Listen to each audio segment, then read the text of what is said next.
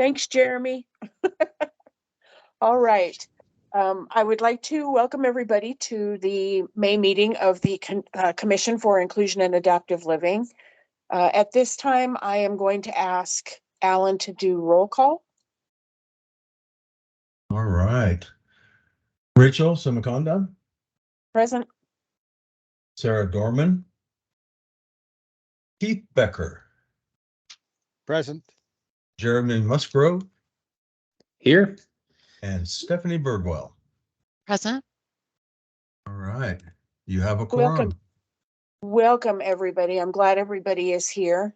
I'm going to go over some protocols first. All commissioners should have their microphones on mute to keep the background noise out of the chat room. As well, we're asking that if you would like to ask a question, please raise your hand and either Alan or myself will acknowledge you, or Meredith. Is that right, Alan? Yes, Mariah. Okay. The chair of the meeting should ensure everyone has an opportunity to speak if they would like. Commissioners should use the chat function to inform the chair they would like to make a statement, and the chair will announce the commissioners to speak in the order that they appear in the chat. We do have some public participation, but the commission cannot act upon items presented during the public participation portion of the agenda. Individual commission members may ask questions of the public, but are prohibited by the open meeting law from discussion or considering the item among themselves until the item is officially placed on the agenda. Each public comment or presentation will be limited to 5 minutes. All right. Is there any information to and from the Inclusion for Adaptive Living Commission members?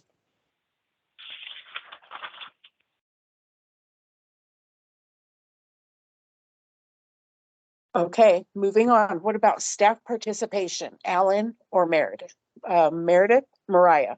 It's Mariah. I don't have anything other than what you requested. I do have some information on people's terms and when they will end. I will send that out in a separate email to each commission member. I've already talked to Keith Becker about his reapplication and processing with that. And we do have 2 vacancies, which I'm working with Stacy Fobar to fill. She's got a couple applications that are pending. And as soon as I hear from that and it goes before council, I'll update the commission on that. Do we have any idea when that might happen? Well, hopefully within the next couple weeks, Rachel. Okay.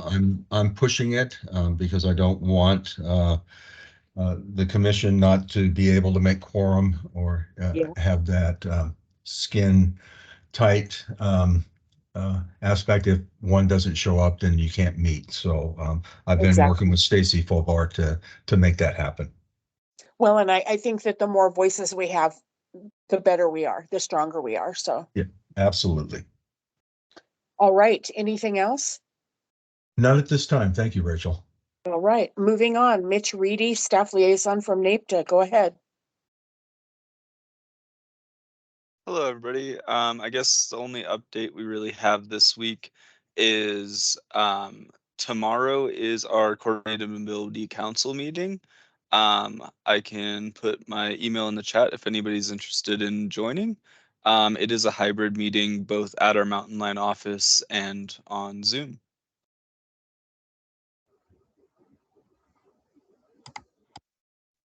Yeah, if you would add that to the chat, I would definitely appreciate it. Thank you. Thank you. Thanks for that, Mitch. All right, moving on. We've got Michelle Eisenberg, student liaison from Mojoni. Hey, good afternoon. I actually usually let Russ take over if he's available. If not, then I will take over and do it. All right, Russ, the floor is yours. Thank you, Rachel. And few things to report from the community practice transition team.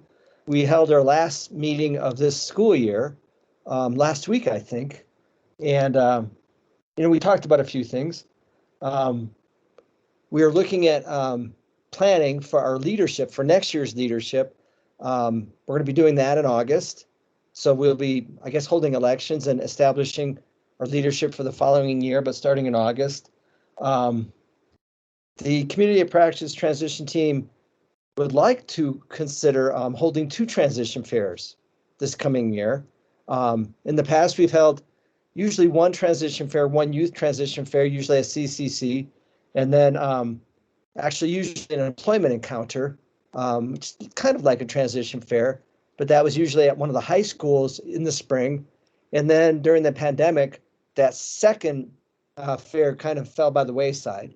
But we're looking at redoing that and having that happen again. So for the 2023-24 school year, we're looking at having 2 youth transition fairs and maybe 1 more of a fair and 1 more of an employment encounter, but probably 1 in the spring and then probably 1 in the fall.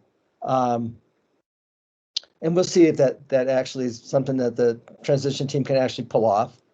I can also report that the Flagstaff Unified School District, their transition from school to work programs are holding their summer programs, and those are occurring at Flag High and at Coconino High School, and those are happening during the month of June, and those are 16 days long, and they're Monday through Thursday for 4 weeks, and they're all-day programs. And during those programs, the students work a little bit, the students do a little classroom time, the students do a little bit in the way of community outings. So they're kind of a full service type of summer program for the youth. And again, those are for youth with disabilities. And I was kind of pleased to hear at our last meeting that both high schools actually have waiting lists to be involved in those programs. So lots of participation this year. Good to hear about. And then I also know that Hojoni is holding a summer program as well, which is a PREETS summer program. PREETS is Pre-Employment Transition Services. And with the PREETS program, that's through Voc Rehab, but folks do not have to be Voc Rehab clients in order to participate. So that's kind of a nice, almost, it's a pre-employment type of program where youth and young adults can learn about how employment works. But it's also kind of like, even before they're in Voc Rehab, they can receive this kind of training. And I think that's about it that I have to report on. But thank you, folks. Russ, I believe last month, Michelle said something about trying to find somebody to help with teaching parents and fiduciaries about Social Security. I did talk to Social Security Administration. They're sending me some training materials. I'm going to watch that. I'm going to brush up on it. I'm actually going to go into the office and talk to a caseworker. And I don't know if I can sit for the day. I don't believe I can, but they're going to be available for me to ask any questions, and then I will be ready to go. Excellent. Very good to hear, Rachel. And thank you for reminding me on that as well. As I think everybody here knows that benefits and resources related to folks who have needs relative to their disabilities, it can be a very complicated thing to follow through with. Relative to Social Security and SSDI and how many hours a person can work, coordinating, it can be a really difficult thing. So Rachel, thank you for offering to assist us with that, getting out that information and maybe providing some training. At our last meeting too, we talked with Trudy Billy, and she works with Raising Special Kids. Raising Special Kids is the Arizona Department of Education vendor for actually assisting parents with those type of things. And Raising Special Kids has some trainings that are happening as well. And I think Trudy actually talked about that she might be doing some trainings in Flagstaff as well with regards to that. So, but thanks, Rachel, for reaching out. And be sure to reach out and connect to me or Michelle. Michelle is our chair of the Community of Practice Transition Team. So make sure you do reach out to us about how we might make some of that training happen. So thank you. Okay, definitely. All right, if we are done with that, let's move on and approve the minutes for April 26th meeting. If you'll take just a moment to look through those, and then when you are done, if somebody can make a motion, I would appreciate it.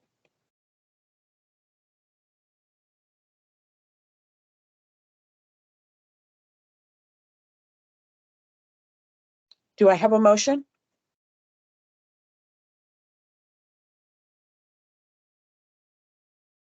Alan, I will make a motion. And do I have a second? This is Sarah. I will second. Thanks, Sarah. All right, the date of our next meeting is June 28th, 2023.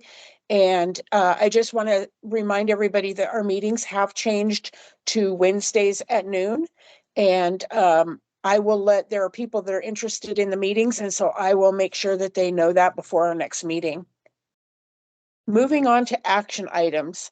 Mark Loseth, the Facilitator and Program Associate for Southwest Decision Resources. You have the floor, sir. Hello, Commission. Thank you so much for inviting us here today.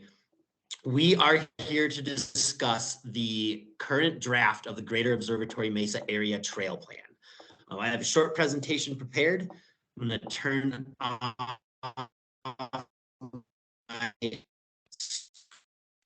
and share with you.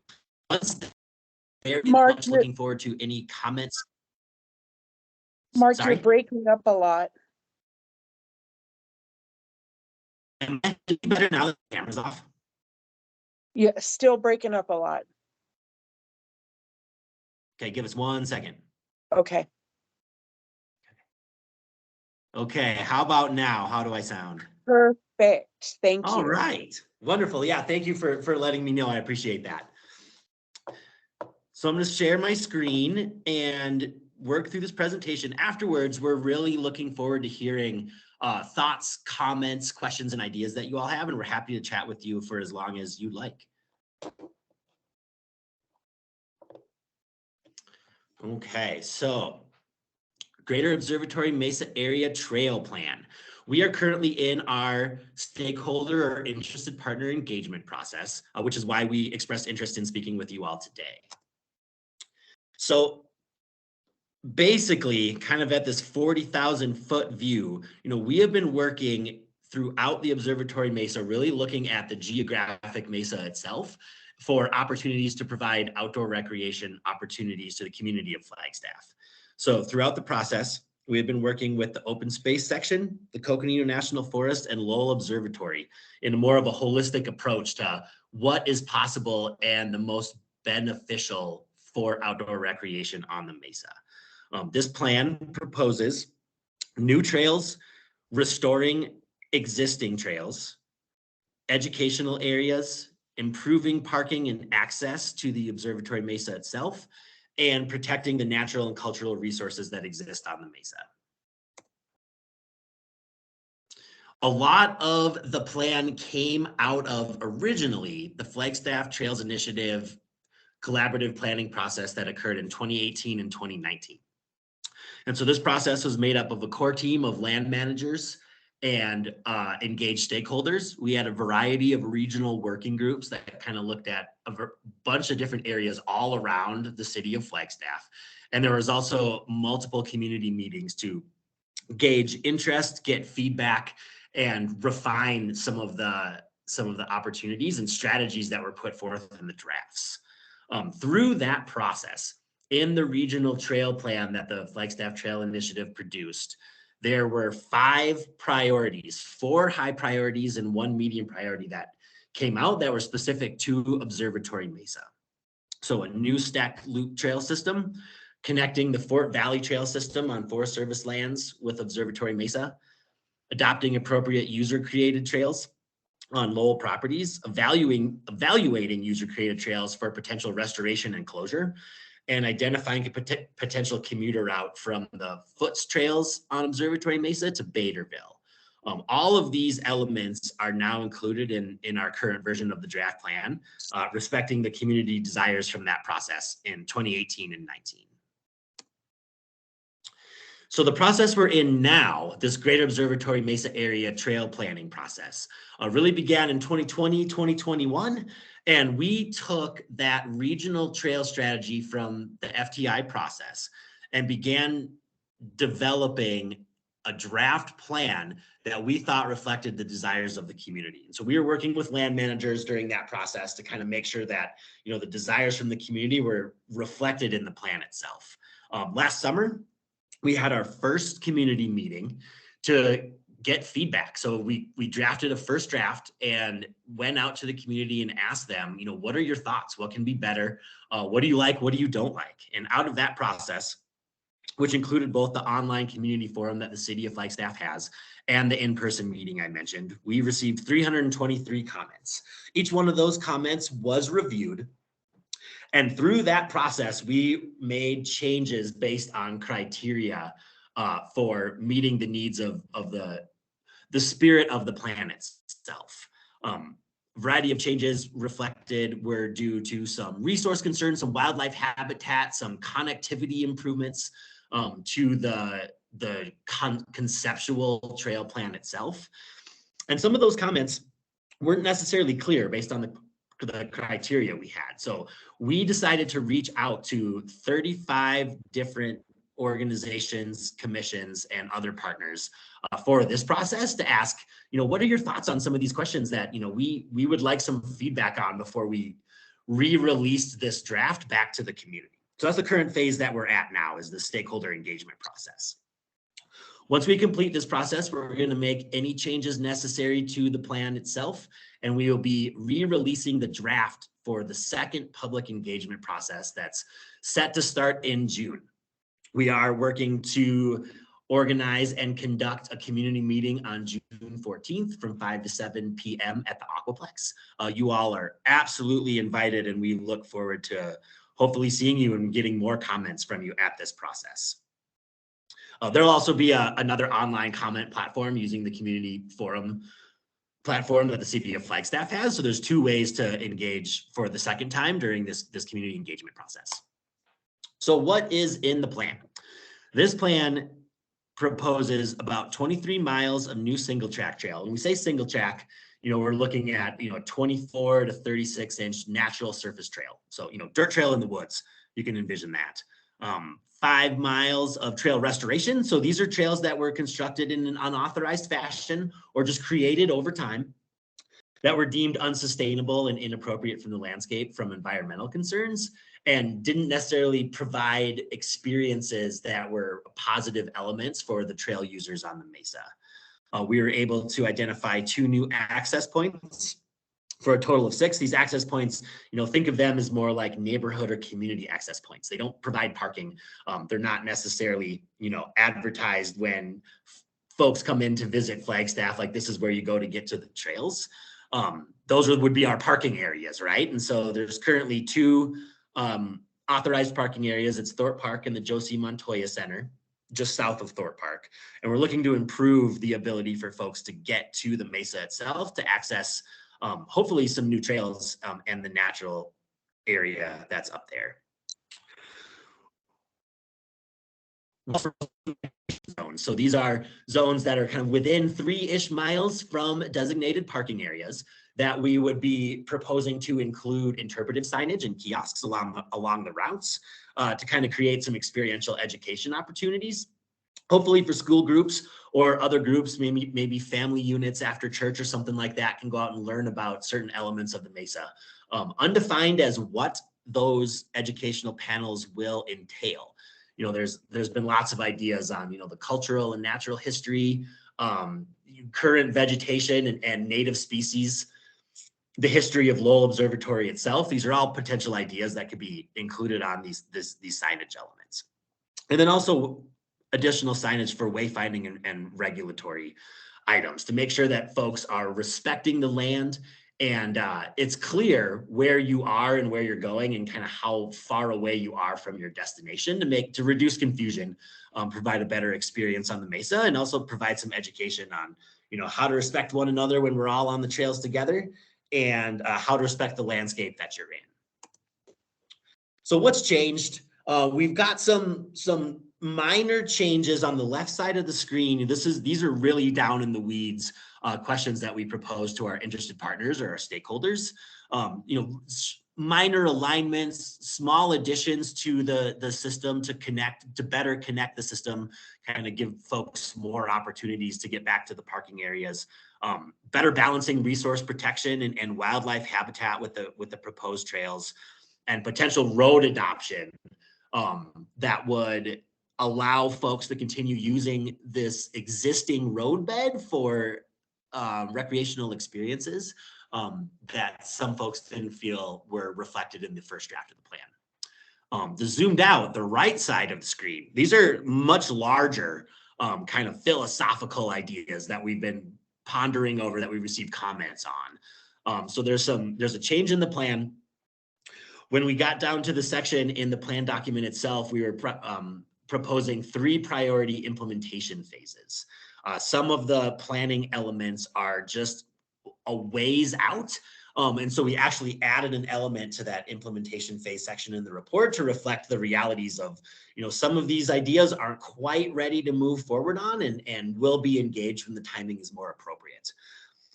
Adaptive bike trails. We heard some comments from the first round of public commenting to meet some of the needs of the adaptive cycling community.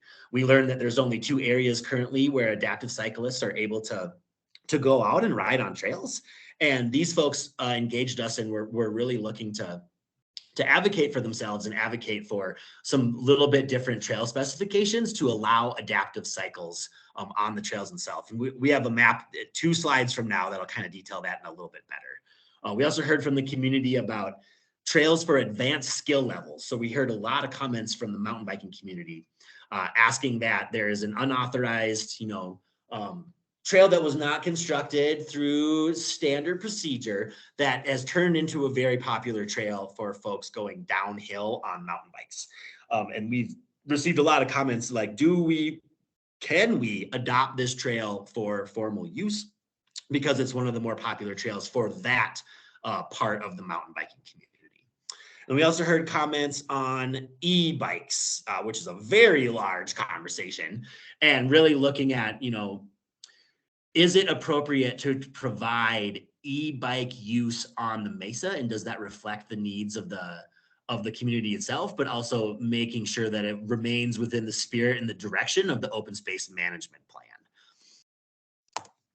So long-term planning. So everything on this map in color are elements of the plan that have been kind of bumped down to these long-term planning strategies that we're gonna, pursue once appropriate. So everything on Lowell Observatory has been moved back to long-term strategies.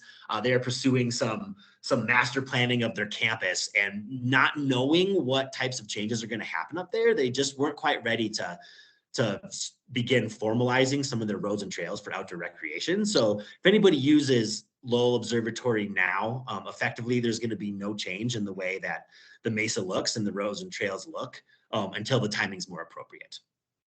These dashed orange lines on the east side of this pink polygon, which is the Lowell Observatory properties. These are conceptual FUTS alignments that don't have a timeline right now for approval or construction, and also need to be, re-engaged with the FUTS program and Martin once more appropriate. And then on the south side of the Mesa, we had identified 2 existing railroad underpasses that folks are currently using to access the Mesa, but there's a lot to do with that, with the railroad company, and making sure the underpasses are safe, they're engineered appropriately, they're structurally sound, and that's more of a long-term process and got bumped down as well. Looking for better timing to pursue those conversations. Now, what we think might be interesting to this commission is the map on the left. If everybody can see this okay, the dashed purple lines are conceptual alignment. So these have not been, flagged in the field. They've not been ground truth for sustainability, sustainable grades, proper drainage, all of that good stuff that you do when you design trails on the landscape. But the dashed purple lines that have the kind of teal colored buffers around them, and also the red lines that are road beds, existing road beds. We're proposing these as trails for adaptive cycling. And so adaptive cycles are the hand cycles, right? And so they're usually 3-wheeled, they sit kind of low to the ground. battery powered that you pedal with your hands. And these units are typically about 32 inches in width. And we met with the High Country Adaptive Sports Association, and there's some standards out there that talk about adaptive trails being fairly wide, 4 feet, 5 feet wide, to make sure that they're like safe for all levels of adaptive riders. But what we learned is that the adaptive cycling community in Flagstaff is really interested in kind of pursuing experiences that are similar to a mountain bikers, right? Like they like trails hard. They don't necessarily want, mini roads to ride their hand cycles on. They're looking for something that challenges them. And so what they recommended to us is that we propose trails at 36 inches. And so any trail that doesn't have this teal line is being proposed at 24 inches, the kind of the standard 24-inch wide trail. But the ones with the teal buffers, we're proposing to construct at 36 inches. And there's a few other accommodations for hand cycles. Rocks on the uphill side of the tread need to be removed, making sure that you're not creating tipping hazards out there during the construction process itself.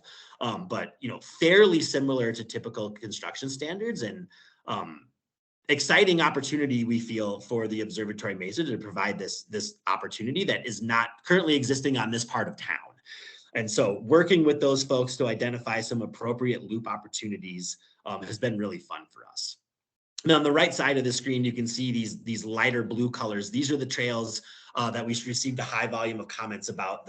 Both of the blue trails are existing user-created trails that the community desires to adopt formally into the system. So we're able to maintain them, we're able to sign them, and to provide those opportunities that I referred to that the mountain biking community is looking for.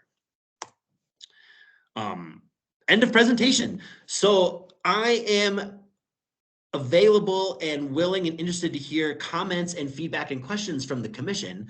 I will go back to probably, this map here, just so we can have a reference point for this, and I can stop sharing screen whenever is appropriate. So thank you, Commission, for taking the time, and open for questions. Mark, this is Rachel Samaconda. A couple of things. Can you put into our chat the date of that meeting at the Aquaplex? Certainly. Yes, we can. Okay. Yep. And then my other, go ahead. Oh, sorry, Rachel. When we release our press release for the community event, the commission will receive direct emails from us as well. So you're on our direct contact list. So we'll put it in the chat, and you'll also get emails from us when the time is right. Okay, I appreciate that. My other, and this is kind of a question, I'm in a wheelchair, but I will also soon be walking with a prosthetic. What considerations have been taken for differently abled walking members of Flagstaff? So that would have been, well, this is addressed in the long-term strategy. So I'm going to zoom back through this presentation. I apologize for the fast flipping of the slides. Okay. So we did an inventory of existing trails, existing foot trails, to kind of figure out which ones could be considered up to par for accessible trail standards. We did not find any that currently met or with minor modifications can meet the accessible trail standards that the Forest Service has. And so we were really looking at providing accessible trails somewhere on the mesa, but the geographical limitations to it, the fact that we have these steepish slopes up to a flat mesa, and really a lack of good access right now for accessible uses, kind of put us into the mindset that some kind of accessible trail loop opportunities on Lowell properties was going to be possibly the most beneficial for the trail system itself, being that they have a parking lot up there that's being expanded with their new campus and will be improved upon further with their future campus master plan. And so you can see on this map, there's two squiggly lines kind of in the southeast-ish area of the pink polygons, labeled 5.15 and 5.16. These are being proposed as accessible trail alignments. There's going to be a short loop that's about 0.4 miles long, and then a longer loop that's about a mile. creating a couple opportunities that are accessible per the standards that are set forth by the federal government. And that was the best opportunity we found. So this may not be a great answer for you, Rachel, because it is now down into the long-term strategies and we really don't have a timeline on it. But that was what we were able to do thus far in the planning, and we're very open to suggestions if you have them. Okay, well, it answers my question. I don't know that I like that it's in the long-term planning, but it is what it Sure. is. Yeah, So- no, understandable. Absolutely. I appreciate that. Russ, I do see that your hand is raised, and then we will go to Martin Ince as well. And thank you, Rachel. And this is Russ. I'm currently a youth liaison to the commission, but I'm also a former commissioner. And a number of years ago, the commission underwent a project. And really, and I'm glad Martin's kind of speaking next, because that's what I was going to ask about. I assume there's been collaboration with Martin on with regards to the foots part of this trail improvement. I know 4 or 5 years ago, Caitlin Vervuth, who was our chair of the commission, who also uses a wheelchair, she and I spent a lot of time on the foots system. I think Caitlin actually traversed like 56 miles of trails, looking to see what was Wow. accessible and what wasn't accessible. And we came up with some really interesting results with that. But I think Martin probably has some of that information. So I'll go ahead and yield the floor to you, Martin.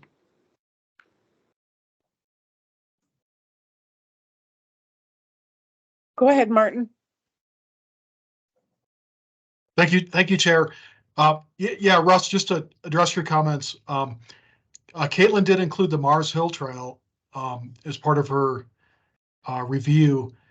You can see that it's on this map, section 5.23. That dashed orange line is a planned trail that would significantly take out, the really, really steep section of that Mars Hill Trail that goes up to the top. So you can see in between those two, the two ends of that orange dashed line is the existing trail, which is really, really steep. Now, I'm not going to say that the new alignment of 5.23 will be wheelchair accessible. It's going up a big hill, so it's still going to be fairly steep, but the grade will be better. 5.22 at the other end is really access up to Lowell, and it uses the old road, the historic road that was first established at Lowell, and it probably is going to be fairly steep, to meet accessibility. The other point I had for trails generally on the Mesa and in the plan are we've talked about this I think before, but you can think of trails accessibility in terms of like a capital A of accessibility, and that's trails that meet the standards that the Access Board and et cetera have put forward. And the other version of it is accessibility with the lowercase a, which is just trails that are more accessible to more of the community. So they may not necessarily meet all of the strict requirements of ADA, but they're still usable by more of the community if you pay attention to things like cross slopes, obstacles in the trail surface itself, and then of course the running grade. And then the secret to that second set of trails is providing people with information about the length, about the grades of the trail, about surface conditions, and then people are able to judge for themselves whether that's a trail that they're capable or that they want to do, even though it may not meet the strict definition of accessibility with a capital A. That's all. Thank you. Thanks, Martin. Does anybody else have any questions for Mark? All right, Mark, thank you for coming before the commission. We do appreciate all of the work that you guys are doing. And I will be at the Aquaplex meeting, and so I look forward to meeting you. Wonderful. Thank you so much. And if you ever would like to speak further about any of these ideas, please don't hesitate to reach out. I'll also put my email in the chat along with the date for the meeting. Thank you, Mark. I appreciate it. Thank you very much, Commission. All right, our next action item is ongoing discussion on ADA compliance with Flag PD and the commission to work with Chief Musselman on trainings and ongoing opportunities. This committee did not meet since the last meeting. I've been on vacation and I believe one other person has been on vacation, and so we do have a meeting coming up tomorrow. And so we will have more answers tomorrow, but personally for me, one of the things that I've been working on with Chief Musselman is I would like to do something like coffee with a cop for for anybody that's willing to identify as differently abled. Just to kind of give people the opportunity, not only for police officers to see different types of disabilities, but also for disabled people to be able to interact with a police officer where otherwise they may have a stigma that, oh, those are the bad guys. So I'm working with Chief Musselman, and I believe actually it's his PIO, but we will have more, we'll have more solutions about that coming up before the next meeting. Keith or Russ, do you want to say anything?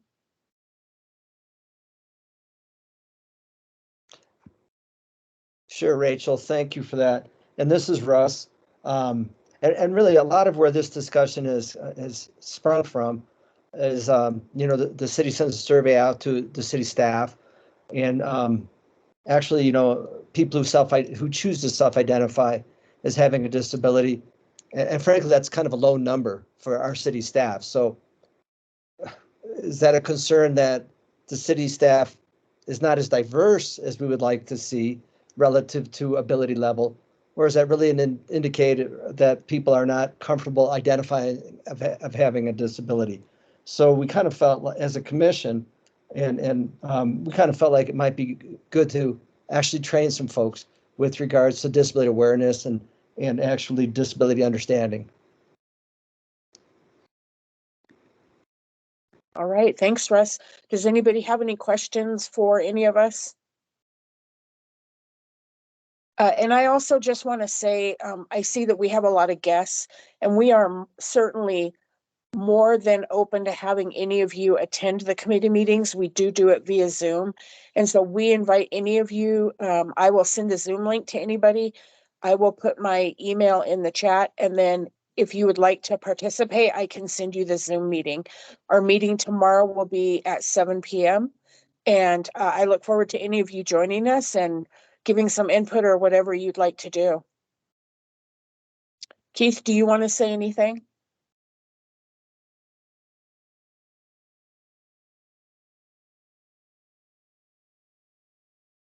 All right. Sorry, moving I on. was trying to find the microphone button.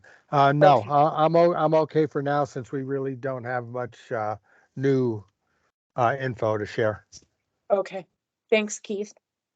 All right, moving on, we are going to our friend Martin Eads, the Transportation Planner Senior for the City of Flagstaff, and he will be discussing sidewalk obstructions and opportunities to improve and reduce issues with commission members.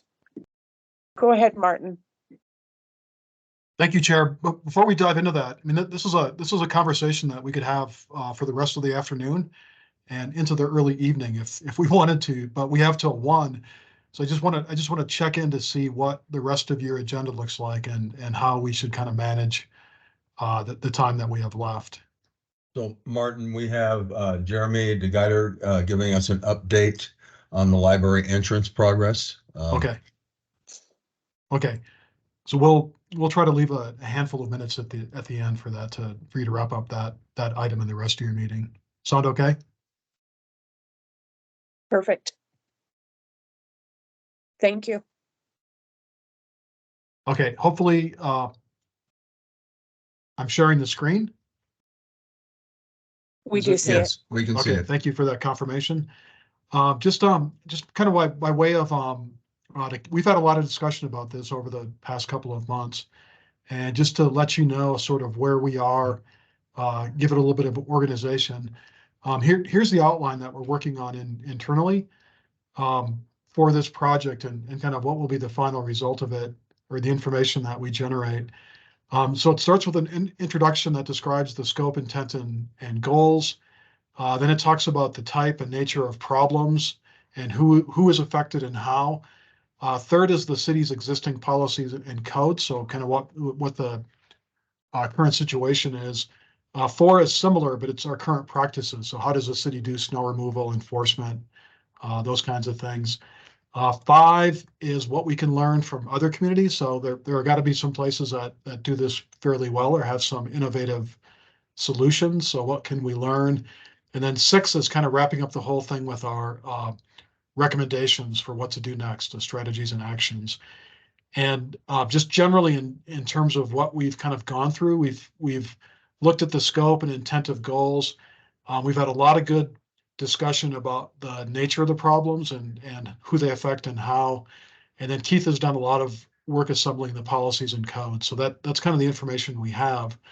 What we still have to go is a little bit more about partners and engagement. And hopefully we can talk about that in the time we have today.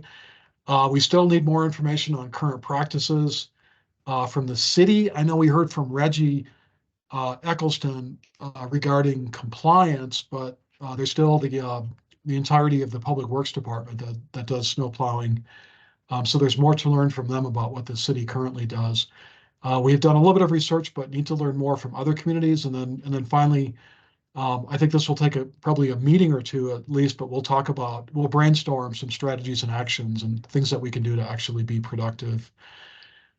So with that, here's kind of the things I thought we might talk about, and we can trim this based on how much time we have. So first on partners, last time we had a good conversation about who needs to be involved in this process and who is affected by this. And for this meeting, I'd like you to think about what are the groups and other organizations out there that could help or support or that we should hear from as part of this process. And I really think of like the groups that are at the beginning of your agenda that you get regular reports from. Like who's out there in the community that's working on this in terms of organizations, and I'm going to write them down so we can record them and make sure that we reach out to them.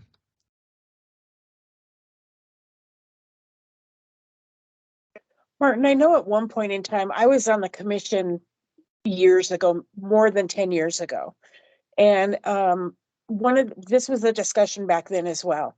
And one of the solutions that they had, and I believe that we've touched on this before, probation services would offer their probationers their community service hours by working with Public Works. Is that something that we can still look into? Absolutely.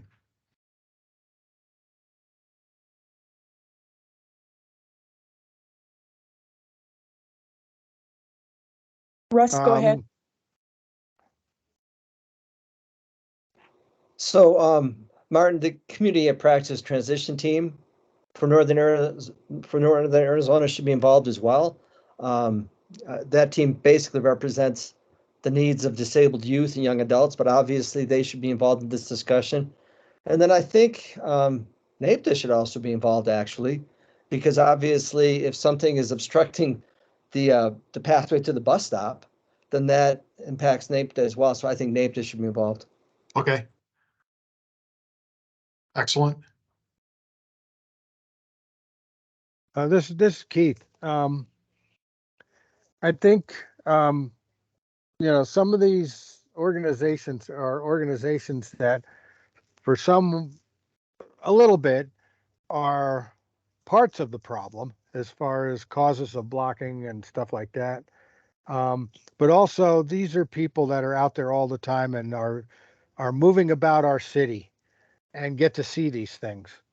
And I'm looking along the lines of educating some of these folks and maybe even getting them involved in helping with solutions, and maybe even all city employees, give them an idea of what the issues that we're facing and who could be involved, because this is a chance of somebody getting injured.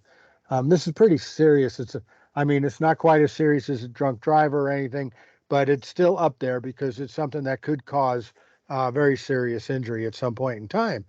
And so, I'd like to see a lot of people in the city get involved with city staff, meaning get involved and maybe help with all of this. And I don't know how you can do it on that end, but the organizations I'm looking at is maybe environmental, because maybe they can do a better job at placing trash cans or making sure that when they put a trash can down, they put it down in the street instead of back on a sidewalk.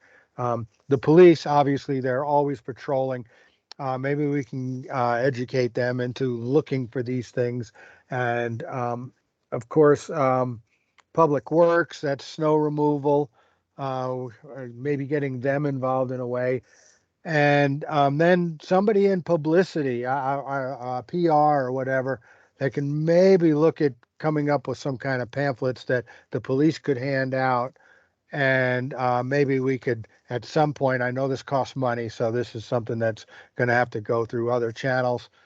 Maybe some kind of information that can get put out to, everybody in the city, so that they do know what the laws are and they do know what the problems are. And maybe they can offer input or at least get educated in what they're doing or not doing or doing wrong. I'm done. Okay, excellent. We can also do kind of a quick internal scan of various city divisions and functions to make sure that that we get everybody that could contribute or participate. Yeah, I and just think it'd be good to get, other city, even people at the very lower ends of the totem poles, that they may see it.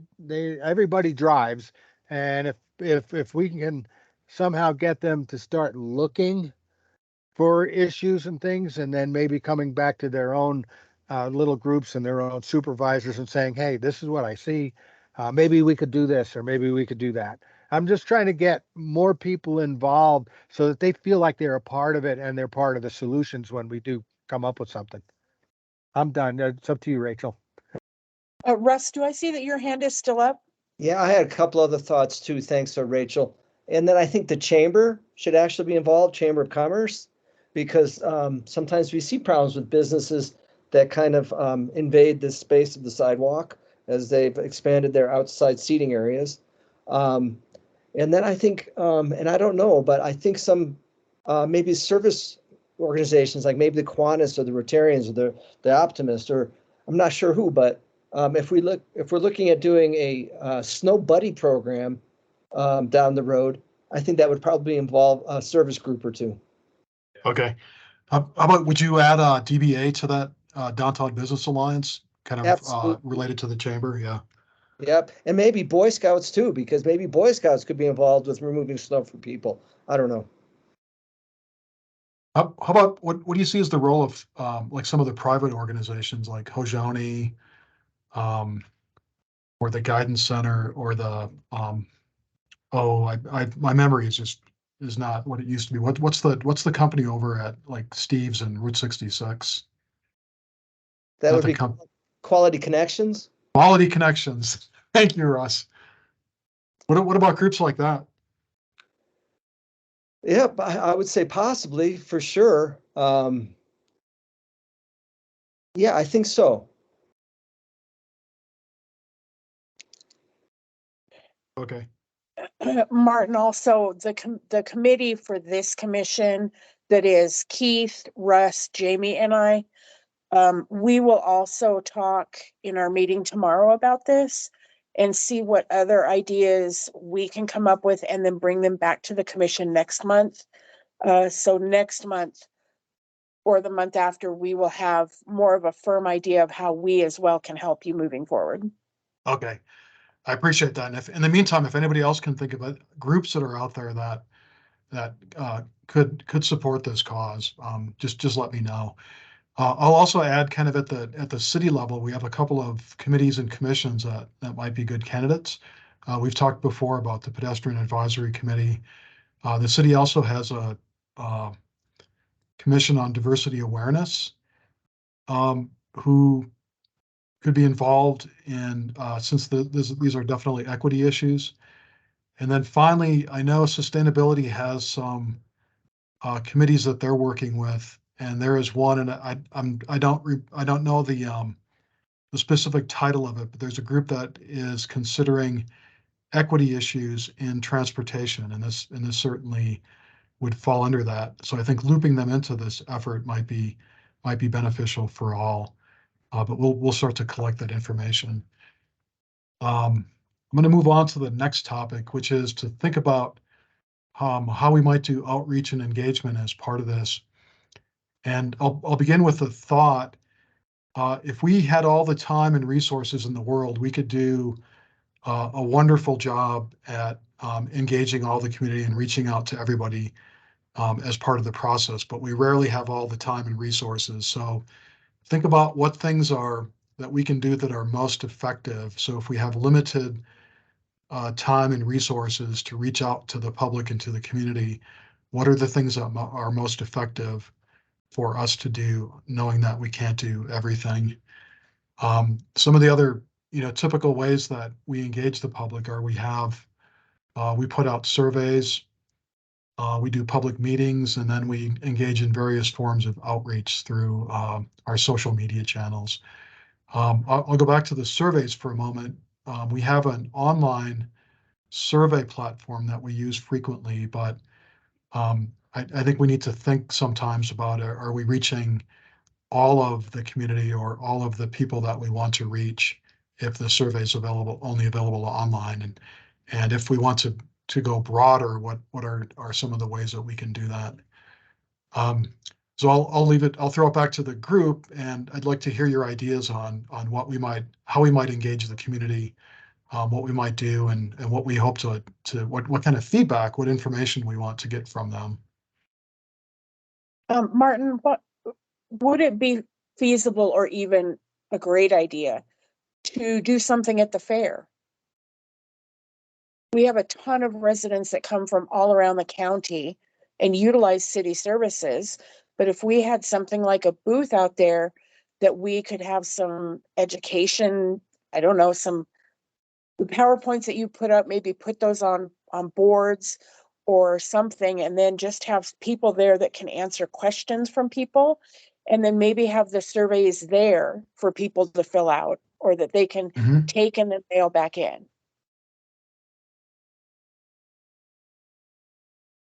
Yeah, I know different city groups have been at the fair in the past, so that, yes, that is a possibility, and there's a ton of people that go to that, so it's a good audience. Russ, go ahead. Martin, I'm thinking, I know my wife reads, I live in University Heights, and there's a University Heights neighborhood blog. So I wonder, and I guess other neighborhoods have neighborhood blogs as well. I know an awful lot of information about what's going on in our neighborhood goes into that blog. So information in there about where you should put your garbage can out literally might be very helpful. Russ, is there like a regular platform for that? Is it? I know, like Nextdoor, a lot of neighborhoods participate in Nextdoor, for example.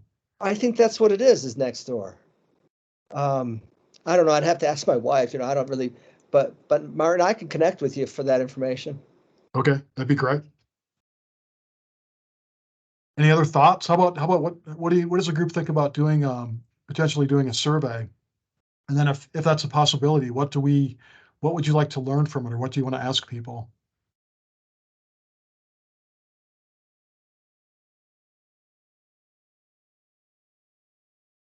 Well, this is Keith. I'm not too sure about surveys. A lot of people just hate them, and we get all the politician surveys through the phone. Are you talking about a survey from the city website? Yeah, probably. That's where it would start, at least.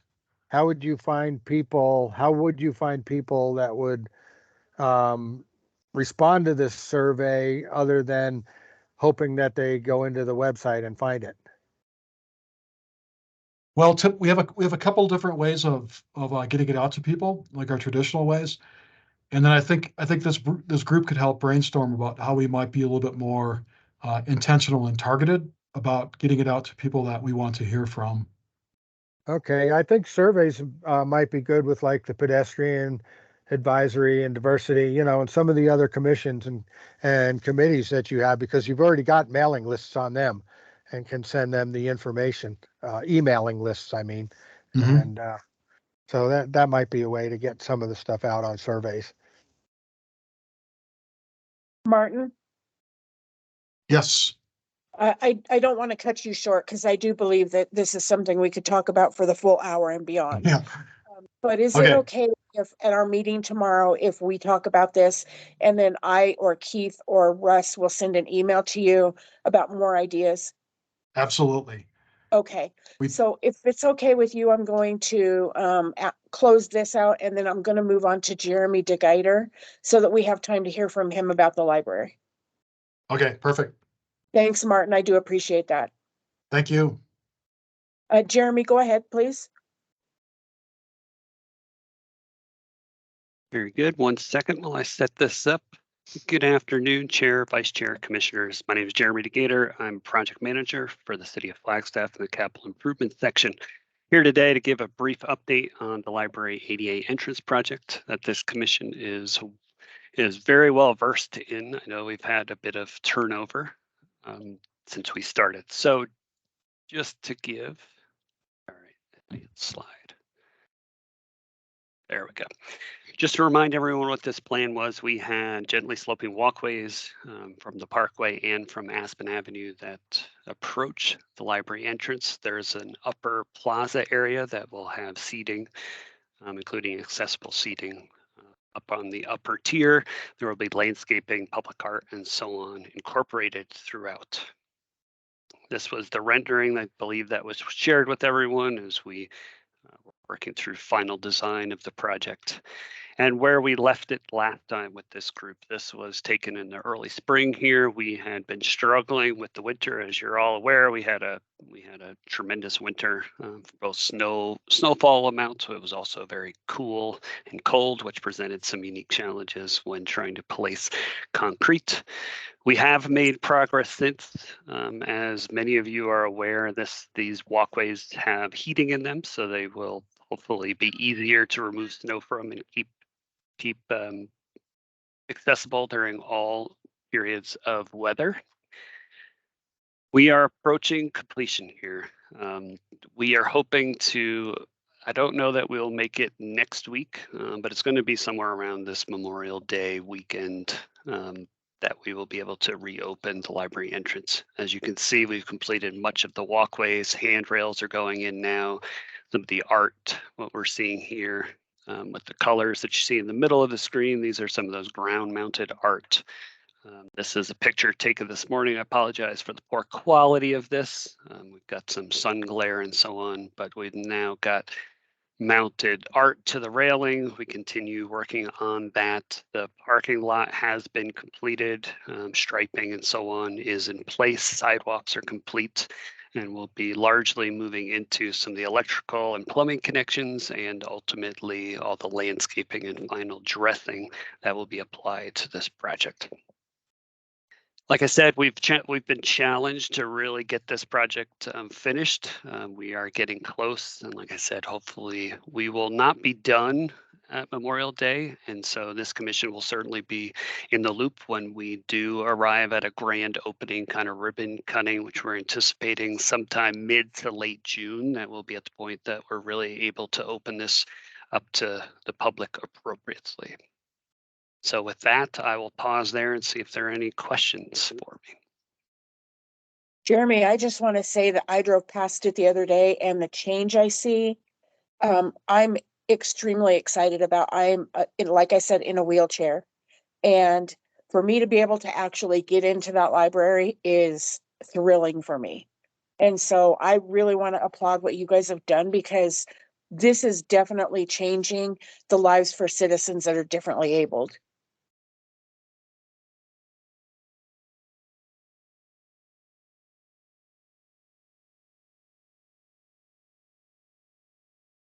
All right, does anybody else have anything to say? We are wrapping up on our hour. Does anybody else have anything for Jeremy? Yeah, and this is Russ, and I put it in the chat too, but Jeremy, thank you so much for making this happen. I know it's been kind of a long process, as some of us know, right? And I think in a way, I think the commission kind of slowed you down, right? I mean, we just kind of did. But I think I'm looking at a library entrance that is both accessible and inclusive. And that's a really big deal. So I'm thrilled too. Thanks, Jeremy. Yep. Thank you, Russ. You are correct. This This commission has been integral to this whole process. It really was important, and we appreciated all the feedback we got during design. And we're excited to hopefully be able to unveil this here shortly. And we're looking forward to everyone's thoughts when we do. So thanks everyone for the time. Appreciate it. Thanks, Jeremy. Does anybody else have anything they'd like to say before we close the meeting? All right, and for the three commissioners, is there anything, I'm going to ask you to email anything to Alan that you would like on the agenda for the next meeting. I know that we're going to have the ongoing discussion for ADA compliance, and I believe that Martin should probably be included in that ongoing discussion, because it sounds like we're going to be working pretty close with him this month within the committee that we're doing as well. So is there anybody that would like to add anything else before we close the meeting?